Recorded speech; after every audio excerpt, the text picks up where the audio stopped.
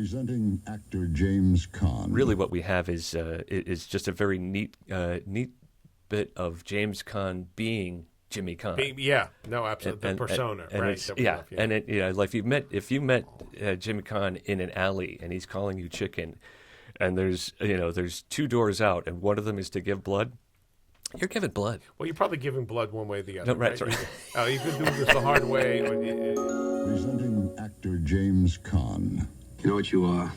You're chicken. Your father's chicken, your mother's chicken, your whole family's chicken. What's the matter? You don't like being called chicken? When you tell me what you call millions of people who won't give a little blood to help save a life, heroes? I'm no hero, but I sure know how good it feels to help save a life. Give blood through the Red Cross. Excuses don't save lives, blood does. Please, don't chicken out. Let's just say this. Welcome to Stories from the Attic. I'm your host, Greg Van Antwerp. I'm here with my co-host, Martin Blanco. Yeah, did you forget? There's a cue card right there, Martin. I'm thinking about James Caan. I'm thinking about they shoot you up close, bada bing! They blow your brains over your nice Ivy Leaf sweater. Tom, he's taking it personal. He's taking it This personal. is business. Very personal. He's taking it personal. I've always wanted to do this. Yes, Mr. Caan. That is Yes, that Mr. is just a radio gem. If it wasn't for copyright reasons, you know what I would put up while that commercial is running? Of course, his scene at the toll booth in Godfather. Okay. Oh, God. But wait, how would that work? Well, he's giving blood. What are you, chicken? Oh, I see. He's giving lots of blood. If I'm not chicken, if I could give blood, I'd give it from every hole in my body. Right. Clearly, like a spigot. But that's a wonderful discovery. That is a piece of found audio that just pulled off a random cassette in a random attic. Yeah. In a random house that I was allowed to go in. This is another string that I was able to pull in an attic, and it leads you down this wonderful rabbit hole. And the enjoyment I get out of just I have to scan so many odd tapes, and the interview with the people. This was a tape from a radio interview in Los Angeles. And it's very interesting, but I'm like, how can this be part of the show as I'm trying to research material? But then the commercial breaks come, and it's and I'm like, and this is gold. This is listening to Jimmy Caan's voice in this kind of in calling people chicken. I know it's just so good, but it's not enough that he called you a chicken, but it's like. He's like, your mother was a chicken, your father was, and I'm like, oh my God. I guess it's so. Like, if I give blood, or that my parents, do I exonerate my parents then? Or I just think it was obviously it dates it to a time when it was okay to refer to somebody's mother. Your mother's chicken. Yeah, and that's that basically is. You know what it also reminded me of? Remember Marathon Man? Oh sure. All right, so Dustin Hoffman's in the dentist chair. Yeah, and so Dr. Zell is sort of trying to get into his head, and he goes, "You are weak. Your brother was weak in his way. Your father was weak in his way, and you are." There was something very menacing about that. And obviously, but Jimmy Caan, like you could, if you just asked nicely and said, "Please give blood," maybe I would have done it. Do you have to impugn my entire family? I think Jimmy Caan being a nice guy would be would be completely throw you off your game, as opposed to mean Jimmy Caan, because it'd be like, "Hey, Jimmy Caan just said something nice to me. I'll do it." Whatever, Mr. Caan. Whatever it was, whatever, it was nice.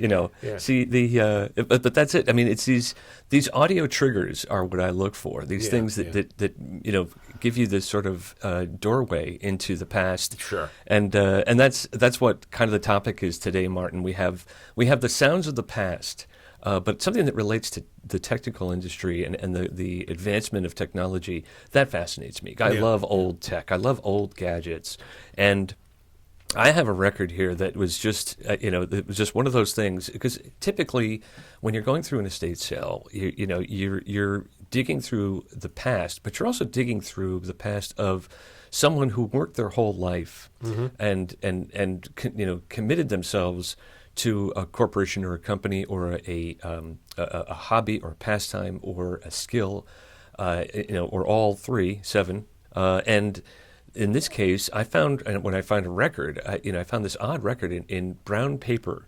Wrapped in brown paper, and already it's intriguing. Why is a record wrapped in brown paper? And sure enough, it's intriguing. It might even be what kind? Could it be a dirty record? It could be wrapped in a brown bag. It could dirty. It could be titillating. Okay. And so certainly to the ears. And I took it, and it almost says nothing. It just says there's a Bell Systems logo on it, and it has it, and it just says 30-second recording on one side, 60-second recording on the other. And it's not really clear what it is. So I've got it here. We're going to play the clip, and then we're going to try and figure out what exactly is. Prepare me. Is it Jimmy Kahn? Is it James Kahn threatening me again? It's not. It's not that. It is not. It's not. But really, hurling invective at me. It will. Let's put it this way. It will do something to your ears, and we'll try and mitigate that. Okay. Oops. Let's see. Oh, no, we don't. You promised it wasn't going to be James Kahn. Your call is being answered automatically by a machine. No one is here, but if you will leave your name, telephone number, and message, they will be recorded, and we will take care of your call as soon as possible. Please speak clearly after this tone signal. Okay. Now we're going to bring that volume down for the tone. Mercifully. And it's going to last for 30 seconds, which, in record time is like forever.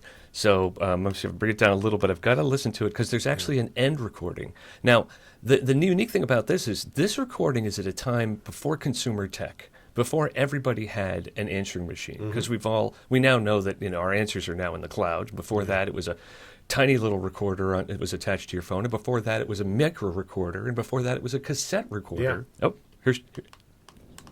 More time, please call this number again. So if you need more time, call this number again. Interesting. And so what exactly are we listening to there? What we're listening to is probably the earliest form of an answering machine that ever existed. Now you said record, so we're talking like a disc, press disc. This is a vinyl disc. Vinyl disc. About the size of 45 revolutions per minute? About the size of a 45, but maybe with a hole cut for 33. Okay. It really is, it's a piece of tech gear, actually, that would not be in the consumer's house. No. Would not be a customer's house. Could you imagine that would be your answering machine? Had this whole record player set up with tone arc. So. You got the honey. It's the latest thing. Oh, my God. How do we live without this? Honey, can you set up the answering machine? Okay. No, that's Elvis, honey. No, that's Benny Goodman. No, I need the recording. Now that recording, it reveals something to us, and that is that the phone service offered, maybe to businesses, possibly to homes as well, but an answering service that was, not the operator. I'm sure at one point they must have considered that, all these women trained as operators because it was never considered a man's job, although it might have been. It's an interesting thing we have to search through, maybe for Women's History Month. But what we find is that that you probably could have taken a message. Sarah over in Mount Pilot might have taken a message for Andy Taylor, but no. This is the next step is that that takes too many people. This record might have played automatically once the service was set up at the switching station. Every town or county had a local switching office. It might be where the operators were, but it was where all the switching equipment was. Somewhere in the 50s or 60s, as operators were getting fewer and fewer, and everything was turned over to relay switches and time switches and things like that. And this record, if you asked for the service, would have played automatically. Instead of the call going to your home, it would have gone to the switching station, and this record would have played. And so the woman comes on and says, leave a message, and you can imagine the first person hearing that, having never heard that before, going, I'm trying to call Jim, see if he wants to go and play golf, and it's like this woman answers the phone, the gatekeeper, and has to get past. And I can't. She won't. I keep talking to her, and she just keeps talking. It sounds like a real woman. She won't let me interrupt her. And then she plays this tone. The beep, the tone, that infernal tone. And you're probably wondering, it's like, am I supposed to talk through the tone? I don't get it. And actually, that tone is a very important piece of old tech. That tone told switching equipment at the switching station to switch over to what might have been an old disc or tape recorder, and it would record the message for the customer or the business. And then as long as that tone played, the computer, whatever being what it was at the time, the processor would have known to keep the record open. And interesting. When the tone stops, that tells the computer to switch back over to the record so that the recording time has ended, and the person, if they didn't leave a long enough message, is now prompted to call back again and leave another Whatever message. information. So what you're saying is the tone, it's a cue to the Right. speaker. Yes. But it's Exactly. also some sort of an electrical impulse Right. to generate Right. the devices that are actually doing the recording. Right, at the a same time. relay. How interesting. Yeah, a Okay. relay, a switch that would automatically switch it over to another piece of gear and then switch it back to the original piece of gear. And this kind of tech is actually been all around us for the past 50 years. We just don't realize it, and that's what kind of makes it sort of interesting. Is that this early use of it is an entrance to, well, where else was it used? And you've got something right to your left there, Martin. Right to your left. That's a My- great phrase. my eyeglasses? Your eyeglasses. Keep Okay. going, Martin. Keep Your going. other My cell right. phone? My It's that my bag with that, my that little N95. box right Oh, there. this little box. Oh, my That little God. box Oh, right it's a there. phaser for yes. Star Trek. Hey, I'm going to put it on stun. Watch where you're watch That's where- on stun. It's not on kill. All right. No, I see what this It's is. a television remote control, probably from 1965. Look at that. Zenith. Now, Zenith, yeah. kids today probably know Zenith as an astronomical Right. term. Yep. But they don't. No, they don't. No, but what no, they they don't don't. realize No. is the name of a very popular brand of Right. TV What- made what in America. right. Zenith. It's purely Latin, maybe, for the absolute ultimate top of something, right? Yeah. The zenith, when The something zenith, reaches its apex. See? Now, why didn't they call Right. it I apex? said astronomical. I was confusing it with quasar. Obviously, Zenith Well, is a quasar. that was the whole thing for electronics was it's modern. So Yes, what's the exactly, most modern thing we have? Well, the stars. Yes. And these terms for what the astrophysicists would say were called up by the electronics company and say should we call this remote Mr. Boston's remote? No, let's call it something techie, something futuristic. Zenith. The rocket Well, remote? No. It's funny. So Zenith, right? Color TV, and that Right. that's So we're talking cutting actually edge. we're talking But look at 68 this. now. Space Commander Yeah. 500. I mean, Right. what a juvenile name. Space Commander. It's Space like Commander 500. I'm pretty sure that your parents, my parents, might have watched Space Commander on early television. The Space Rocky Jones, Space Ranger. Space Commander. Space Commander. Yeah. So it's kind of the thing that would fascinate kids, but Right. and of course. It was candy for kids, but Yeah. the parents didn't want the kids to touch it. So I don't know why No, they did. you'll break it. Yeah, Stop right. clicking. You break. Yeah. Probably it's very mechanical. There's probably only so many Right. clicks. That might be in the thousands, but a kid in one afternoon could probably get a kid. wipe this thing out. Yeah, exactly. But the unique thing about it is it attaches to the conversation we were having about the record and the switching station. This uses space age technology. No, it doesn't. It uses sound to change the channel. It actually is really just the smallest xylophone. It's a handheld xylophone, is what it is. Okay, so it's percussive. It's idiophonic. percussive, thank when you. I do this, something is striking something. Click the single button right there close to your microphone. Okay. There's a high pitched tone. You're not going to hold it up to your. Oh yeah, just try it. All right, I didn't get it. the Well, first time. that's because some kids were playing with it and they probably have weakened it some. It creates it's like a thing. Yeah, dink. And the thing is you see there's two circles in there. That means there's another another tone in there of a different sized bar that would make a different sound, and that would change. One tone would turn it on, one tone would change the volume up and down. This is a very basic remote. I mean, for a Space Commander, he's not going further than the moon in this. The moon. You really need, You need to be within 20 feet. within really just another product release. It's interesting. It's not super loud. So my sense is, but you know this much better than I. You've got to be very focused on wherever you're transmitting this to. In other words, Right. there's the TV. You probably can't click it like that, but you've got to aim as best you can to whatever's receiving the signal because it's not loud. Yeah, right. The new technology now is that you can really, you don't have to point the remote at the TV or the device anymore, and it will pick it up. Lord knows what waves are going through your body and what cancers it's causing. But no, we're not creating conspiracy theories. Is the volume important or is it just directional? What do you mean important? Volume is very important. It is important.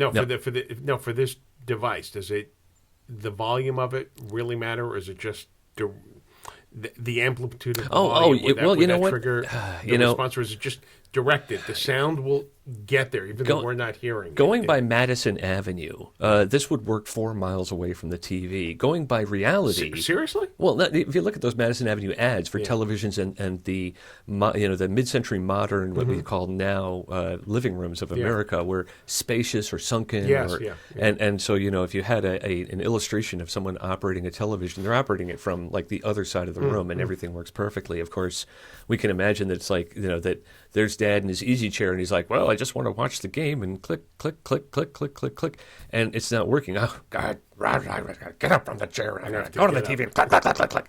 And then it works, of course. Nothing ever works as it's supposed to. The idea of it is what you sell an idea, Martin. Yeah. You don't sell a product. You sell the experience. You don't sell the product. Well, that's definitely like computer software, right? It's like, exactly. Look at what this Exactly. does, but like there's in brackets can do, not Right. yeah. Exactly. And that's the thing. It's but the thing is that works off of sound. That's a tone, and that's how sound is. It's an early piece of tech where a sound trigger sound is able to trigger something remotely, and that's wireless. I mean, a wireless world is what I guess we've all been raised on. Well, we live in this, but this is but this was early wireless, stage, yeah. right? Yeah, 101, because it's like 1.0 rather. Yeah, and it's the age of convenience. But yeah, other remotes probably from 69, 70. This, I guess, because it's color. It's advertising color. This has to be 68, 69 because this is among the earliest TVs were about that time. And yep, you could pop it open and Like see. it just sort of. I didn't mean to do this. But I No, felt this I look at did this. that for that purpose. These are just bars. Yeah, Yeah. just tone bars, and they're yeah. No. Use your head, Martin. Use your head. I'm going to press a button to see what. The next episode, maybe we'll do something that's a little more musical. Yeah, it's there. The age of it is going to guarantee that it's not going to work perfectly. One works very well. The one that was probably used the most, which is volume, is probably worn out by now. And of course, having thrown it at the TV when your team loses, and then the dog running off with it. Well, again, for this to work, you need a TV with a receiving device on it. Where you're going to find. Well, you need the that. matched Space Commander TV. Do you think they would be matched to the individual unit or just general Space Command? This could work on any Zenith Space Commander Back in TV. '68, Martin, we didn't have a universe. Therefore, there was no universal remote. The Earth was flat. I see. We were afraid of falling off the edge. And so the term universal remote would have been like, if you ever go back in time and start using these words, Martin, they're going to string you up. No, I think that, the idea was, well, there's we're going to get to that story in a second, because does that tone, what you're asking, work with some other TV? And it just so happens that, back when you and I were just, in our jammies on a Saturday morning, going to the cabinet for cereal, and having been to the store with our mothers probably and saying, Mom, it says it's fortified with vitamin A. But really, it can be part of your balanced breakfast, yeah. right? But actually, what we were looking at was the toy inside, right? The little premium gift. Well, there's one toy that actually relates to the sound that actually caused not a lot of problems, but some serious problems for the Bell system. Bell system brought to their knees by children's breakfast cereal premiums. Yes, right, exactly. There's there's the security breach right there, like the weakest link in the chain, right there. Breakfast right. cereal. And God a multi-million-dollar company brought to their knees by Captain Crunch. Was it Captain Crunch? It was Captain Crunch. Not Frankenberry. Not Frankenberry. Okay. Frankenberry messed up the fruit and vegetable industry with another story. That's another podcast. No, Captain Crunch. Captain Stays Crunch crunchy, had, even in milk. as you might imagine, to pipe one of Captain Crunch's minions on board, he'd need a whistle. So they must have given away a whistle inside a box of Captain Crunch, and of course, it wasn't just kids that loved this stuff. It was adults, teens, that loved this. Dirty secret of Americans. Some guy got the idea, or accidentally picked up a phone, and back in the in the 70s. you want to make a phone call, it was a toll call, and it was going to cost you money by the minute. It could be very expensive. Get off the phone, or don't accept that collect call. So if you played this tone from this whistle into the phone, somehow, in the right circumstance, you would have an open line, and you could make any call that you wanted. And that's what this guy did. He got free calls from being able to use this whistle by using against an open line, and he was notorious for it. Was his name Jean Lafitte? Jean Lafitte. His name. He was known as an early hacker and known as Captain Crunch. That was his gnome debut. So he got the toy, the captain's whistle. Yeah. And he used it. And that particular tone. Yeah, that tone was able to trigger instead of opening of the line. Instead of accidentally turning off his TV, which would have been just as fun in the house, but even more fun, to get free phone calls. And it turned into a term, free calling, turned into a mashup, and it's called freaking.